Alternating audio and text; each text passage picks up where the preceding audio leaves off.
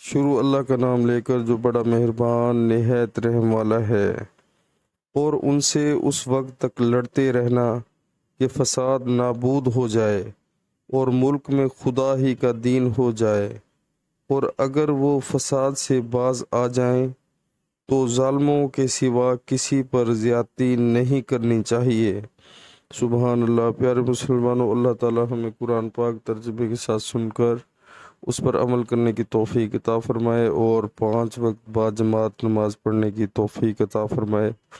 پیارے مسلمانوں، دنیا کی زندگی عارضی ہے، ختم ہو جانی ہے، اور آخرت کی زندگی ہمیشہ رہنے والی ہے۔